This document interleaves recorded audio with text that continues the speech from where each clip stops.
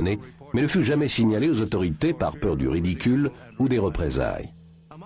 Parmi les plus nombreuses heures d'images réalisées, cette observation demeure l'une des plus spectaculaires.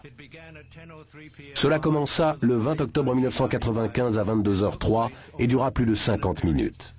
La rencontre se termina quand Audrey Ames suivit l'engin à toute allure sur l'autoroute. Là, nous voyons l'engin quelques minutes après son apparition. Ce film extraordinaire n'a jamais été diffusé et nous vous le présentons pour la première fois.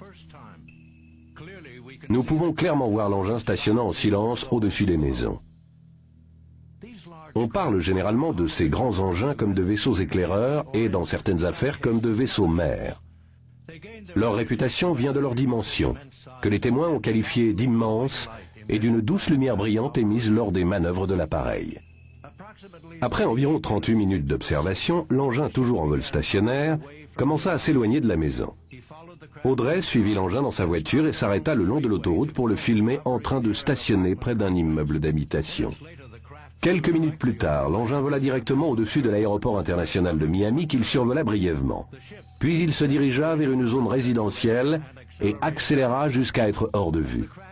L'engin émergeait alors d'un champ boisé, il était stationnaire, mais peu de temps après, il se mit à accélérer de nouveau. Alors qu'il atteignait une allure supérieure à 80 km/h, il disparut à nouveau. Ce passage au ralenti montre clairement l'engin se déplaçant à grande vitesse le long de la côte. Aujourd'hui encore, Audrey Ames prétend continuer à assister à de telles apparitions.